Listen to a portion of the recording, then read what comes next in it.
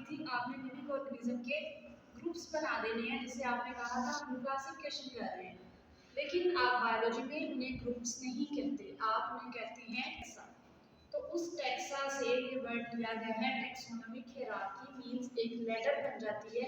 आप ग्रुप्स बना रहे हो तो एक ग्रुप तो नहीं ना होगा, फर्स्ट में सबसे बड़ा ग्रुप होगा, फिर मजीद वो ग्रुप्स आगे सब ग्रुप्स में डिवाइड होंगे। तो इस सीढ़ी या जो लैडर बनती है, इस लैडर को कहते हैं टेक्सोनोमिक हायरार्की। मैं रिपीट करूं, आप लिविंग ऑर्गेनिज्म के ग्रुप्स बनाते हैं और वो जो ग्रुप्स हैं वो मजीद आगे डिवाइड होते हैं, तो इस ग्रुपिंग को कहते हैं टेक्सोनोमिक हायरार्की। इसमें सबसे बड़ा जो ग्रुप है उसे आप कहते हैं किंगडम, ये सबसे बड़ा ग्रुप है। अभी तक 5 किंगडम बने हैं, उसके बाद ये मजीद डिवाइड होते हैं तो फाइलम बनते हैं, फाइलम मजीद डिवाइड हो तो क्लासेस बनती हैं, क्लास मजीद डिवाइड हो तो ऑर्डर, ऑर्डर मजीद डिवाइड हो तो फैमिली, फैमिली मजीद डिवाइड हो तो जीनस, और जीनस मजीद डिवाइड हो तो स्पीशी। अब ये जीनस और स्पीशी की बेस पर लिविंग ऑर्गेनिज्म का नेम रखा जाता है, ये भी हम बाद में डिस्कस करते हैं। अभी मैंने आपको ये बताया कि आप लिविंग ऑर्गेनिज्म के ग्रुप्स बनाएंगे जो मजीद आगे डिवाइड होंगे। सबसे बड़ा ग्रुप क्या है? किंगडम, यानी किंगडम सबसे बड़ा टेक्सा है। ये जो स्पीशी है ये सबसे बेटा छोटा टेक्सा है, यानी ह्यूमन एक स्पीशी है। ह्यूमन बीइंग आप इंसानों की बात करोगे ना तो वो बायो में एक स्पीशी है।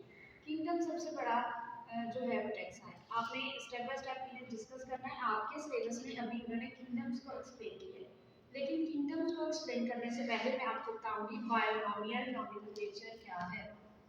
बायोनॉमियल नॉमेनक्लेचर,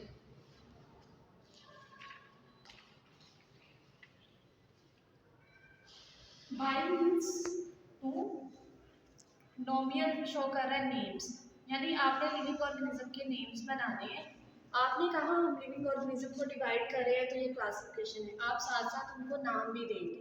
अब वो जो नाम है वो कॉमन नेम नहीं होंगे, आप उन्हें साइंटिफिक नेम बोलेंगे और वो 2 वर्ड्स पे कंप्राइज करेंगे।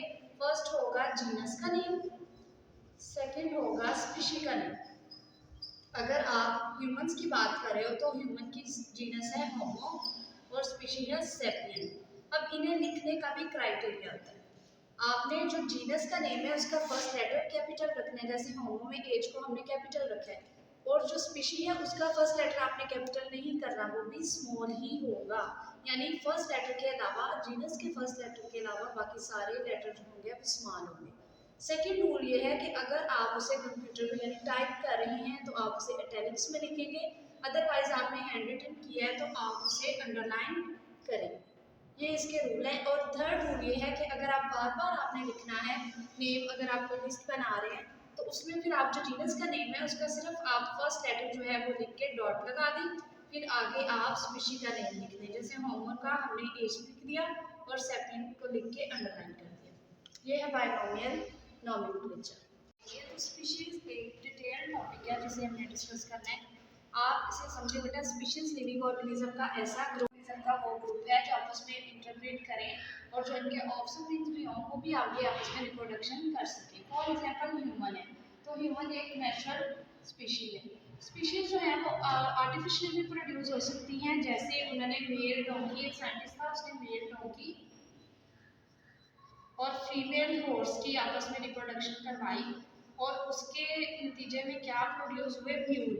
अब वो जो म्यूल थे वो आप कह सकते हैं कि रिप्रोडक्शन नहीं कर सकते, ठीक है, वो स्टेरलाइज थे। तो मेल डोंकी और फीमेल हॉर्स की जब उन्होंने उस साइंटिस्ट ने रिप्रोडक्शन करवाई तो म्यूल प्रोड्यूस हुआ, डेट इज अननेचुरल स्पीशीज, वो अननेचुरल थी। स्पीशीज आपको आई होप अच्छे से समझ आ गया।